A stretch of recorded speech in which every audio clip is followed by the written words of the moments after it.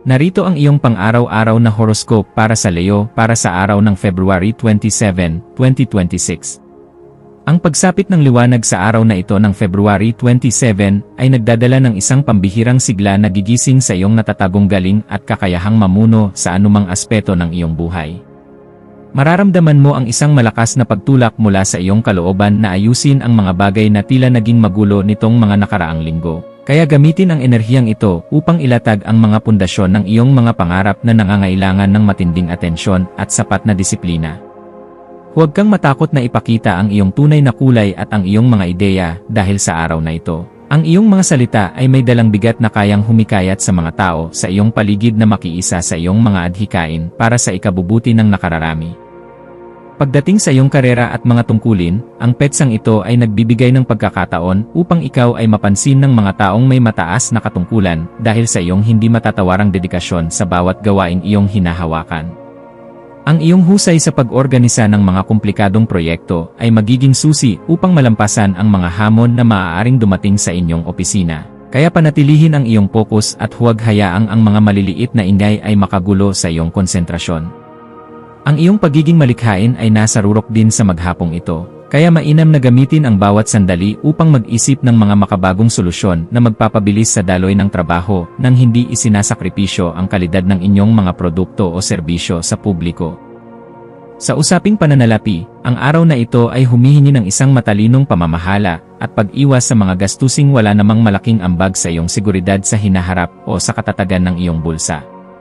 Maaaring may dumating na alok para sa isang investment o bagong paraan ng pagkita ng pera, ngunit kailangan mong maging mapanuri sa bawat detalye at huwag magpadala sa mga matatamis na salita hanggat hindi mo pa ito lubos na nasasaliksik.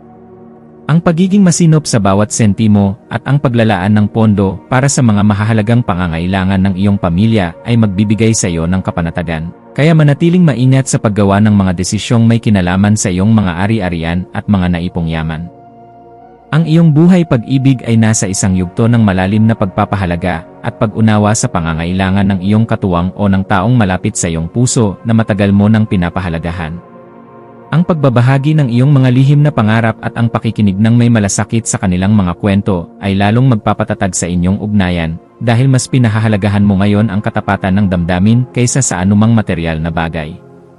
Para sa mga naghahanap pa ng pag-ibig, ang iyong natural na karisma at ang iyong pagiging totoo sa iyong sarili ay magsisilbing magnet para sa mga taong naghahangad ng isang partner na may matatag na prinsipyo at busilak na kaluluwa na handang magmahal ng walang alinlangan. Ang iyong kalusugan ay dapat maging isa sa iyong mga pangunahing prioridad sa pamamagitan ng pagbibigay ng sapat na pahinga sa iyong likod at mga mata na maaaring makaramdam ng pagod dahil sa iyong matinding pagtatrabaho. Ang iyong katawan ay humihiling ng sapat na nutrisyon mula sa mga sariwang pagkain, kaya iwasan ang pagkain ng mga processed foods, at sa halip ay piliin ang mga pagkaing magbibigay sa iyo ng tunay na lakas upang mapanatili ang iyong stamina sa maghapon. Ang pagsasagawa ng mga simpleng ehersisyo gaya ng pag-uunat o paglalakad sa ilalim ng sikat ng araw ay makakatulong upang mailabas ang mga negatibong enerhiya sa iyong kalamnan at mapalitan ito ng sariwang sigla na kailangan mo sa iyong mga susunod na plano.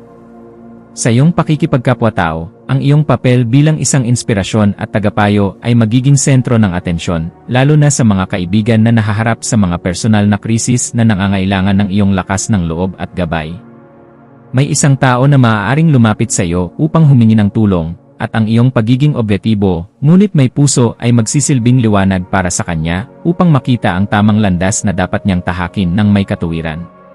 Maging mapagmasid sa iyong paligid dahil ang bawat pakikipagpalitan ng karanasan sa ibang tao ay nagdadala ng bagong aral na maaari mong gamitin upang mas lalo mo pang mapabuti ang iyong pakikitungo sa iba't ibang uri ng personalidad. Ang iyong malikhaing isipan ay magkakaroon ng kakaibang kislap sa hapon, lalo na sa mga gawaing may kinalaman sa sining, musika, o anumang paraan ng pagpapahayag na nagpapakita ng iyong pagiging orihinal at hindi takot sumubok ng kakaiba. Huwag mong limitahan ang iyong sarili sa kung ano ang karaniwang ginagawa ng lahat, bagkus ay subukan ang mga makabagong estilo na magpapakita ng iyong pagiging leader habang pinapanatili ang dangal ng iyong mga ginagawa para sa iyong komunidad. Ang pagbuo ng isang likha na nagpapakita ng iyong tunay na pagkatao ay nagbibigay sa iyo ng ganap na kagalakan, kaya hayaan ang iyong mga ideya na dumaloy ng malaya habang pinapanatili ang disiplina sa bawat hakbang na iyong gagawin sa sining. Para sa pamilya, asahan ang isang kaganapan sa loob ng tahanan na mangangailangan ng iyong katatagan bilang haligi na nagbibigay ng proteksyon at seguridad upang mapanatili ang harmonya sa pagitan ng bawat miyembro. Ang iyong presensya ay magbibigay ng kagaanan sa loob ng bahay, kaya ang paglalaan ng oras para sa isang masayang pagkukwentuhan ay lalong maglalapit sa inyong lahat sa kabila ng inyong mga responsibilidad sa labas ng inyong kuta. Maging mapagpatawad sa mga maliliit na pagkakamali ng iba at maging isang gabay na laging handang makinig. Dahil ang matatag na ugnayan sa loob ng tahanan ang tunay na lakas na magtataguyod sa iyo sa bawat pagsubok na kakaharapin mo sa iyong pakikipagsapalaran. Ang iyong intuition ay magsisilbing isang matalas na kumpas sa pagpapasya tungkol sa isang bagong oportunidad na may kinalaman sa iyong personal na paglago o ang pagpasok sa isang yugto ng pag-aaral na matagal mo nang pinapangarap. Kung may nararamdamang udyok na ayusin ang iyong kapaligiran upang maging mas produktibo at komportable, gawin ito ngayon dahil ang daloy ng enerhiya ay pabor sa mga gawaing nagpapakita ng pagpapahalaga sa kaayusan. Ang iyong panloob na boses ay malakas na nagpapaalala na handa ka na para sa isang mas mataas na antas ng kaganapan, kaya pakinggan ito, at huwag hayaang ang mga pag-aalinlangan ng ibang tao ang humadlang sa iyong pag-asenso patungo sa iyong tagumpay. Sa aspeto ng edukasyon at pagkuha ng karunungan, ang iyong isipan ay magiging kasing talas ng isang kidlat na handang unawain ang bawat komplikadong detalye ng iyong mga pinag-aralan, lalo na ang mga paksang may kinalaman sa sining o pamumuno. Gamitin ang panahong ito upang magbasa ng mga materyales na magpapalawak ng iyong pangunawa sa kalikasan ng mga tao, dahil ang mga ito ay sadyang makakatulong sa pagpapabuti ng iyong pakikitungo sa iyong mga kasamahan. Ang bawat impormasyon na iyong matututunan ay magsisilbing hiya sa iyong isipan, kaya huwag kang titigil sa paghahanap ng katotohanan hanggang sa marating mo ang ganap na kalinawan na iyong hinahanap para sa iyong sariling kapayapaan at seguridad. Iwasan ang pagiging masyadong agresibo sa pakikitungo sa mga taong hindi nakakasabay sa iyong bilis, dahil ang pagpapakita ng sapat na pasensya ay isang mahalagang kasanayan na dapat mong pagtuunan ng pansin upang mapanatili ang kapayapaan. Ang pagtanggap na ang bawat tao ay may sariling paraan ng pagkatuto ay magbibigay sa iyo ng higit na kagaanan sa pagtatrabaho at mas mabilis na pag-usad patungo sa iyong mga mithiin ng walang bitbit na galit.